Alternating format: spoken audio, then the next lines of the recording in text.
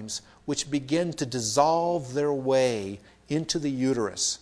Just like if you dropped a hot penny on a thing of wax, it would melt its way into it.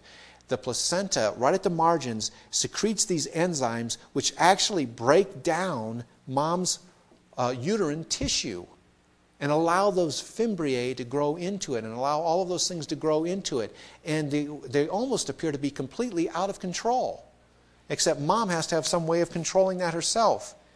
And as it says this right here, whereas under normal physiological conditions, the trophoblast, that's that part of the embryo that's implanting in mom's uterus, seems to be invulnerable to immune attack, it is quite probable that some maternal reactivity to this tissue does arise. Primarily, this is interesting, to protect the pregnant host. Now, I would never use that phrase, have one of my patients come in, I'm glad to meet you, pregnant host. But otherwise known as a pregnant woman, pregnant mother, the pregnant host from extensive and otherwise unchecked growth and invasion of the trophoblast as occurs in a choriocarcinoma. So this isn't going to implant. It's going to suppress mom's immune system. It's going to dissolve its way into the uterus, but it has to be held in check. If it doesn't get held in check, it'll go out of control.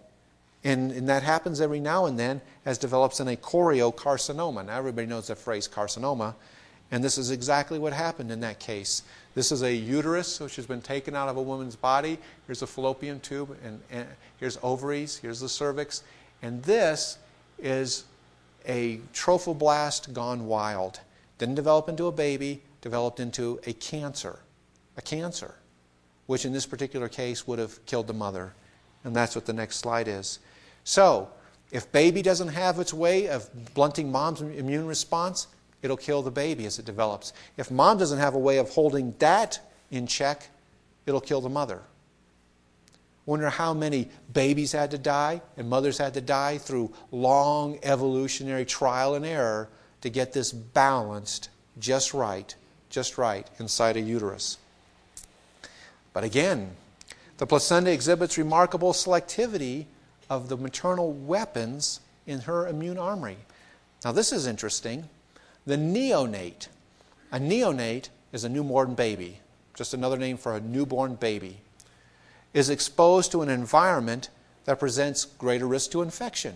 Obviously, once it was in mom's uterus, safe and warm and protected, comes out into the environment where all of you types are hacking and coughing and shedding disease and vermin and everything else all over it.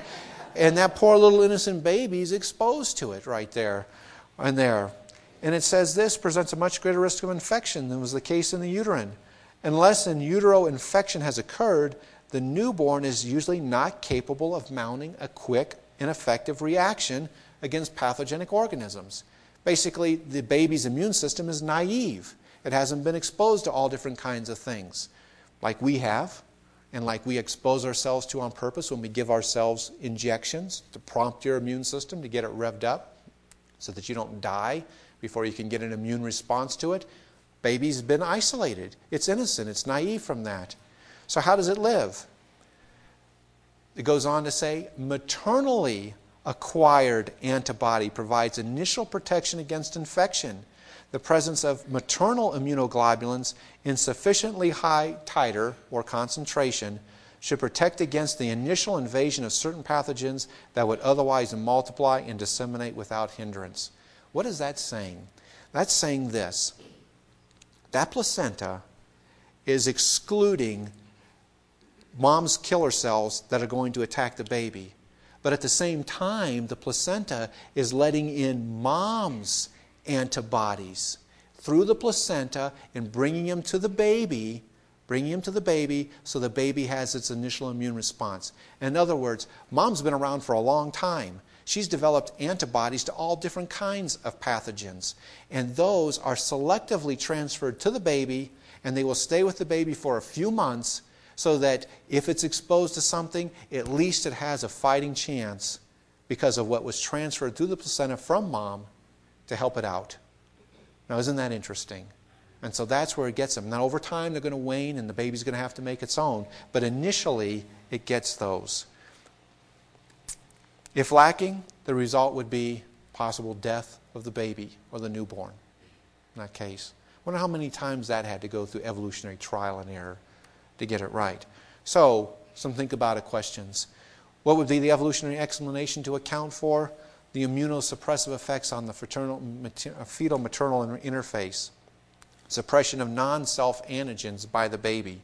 Mom's protected control of the fetal tissue so that she doesn't get a choriocarcinoma. The barrier excluding mom's attack cells, but at the same time the placenta letting across mom's beneficial immune cells to the baby. And all of this is taking place, and all of this is happening through that placenta, which is doing all of these things for the baby. Tremendous organ, the placenta.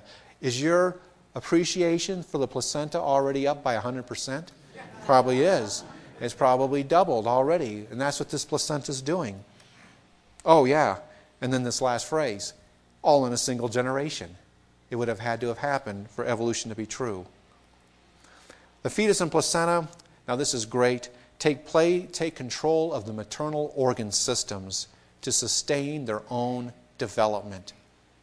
Now that's a pretty bold statement, but let's look what the evidence really shows us. The old understanding, this is taken from Williams' obstetrics textbook. In the past, the fetus was envisioned as a passive passenger of the pregnancy unit. Now, I definitely would not call any of my patients a pregnancy unit. You know, this is in the medical texts. You know, you can call them mom, but you'll get slapped if you say, nice to meet you, pregnancy unit. So, but nothing could be further from the truth. It is important to recognize that whereas the embryo fetus enjoys a position of protection from the external environment that is never to be experienced again in life, it, that is, the baby and the placenta, are the dynamic force in the orchestration of its own destiny. Now, how does it do it? How is this baby taking control of mom? Well, first of all, the fetus is responsible for controlling its own implantation in mom. The old understanding says, heretofore we had envisioned the communication system as operative primarily in nutritive supplies from the mother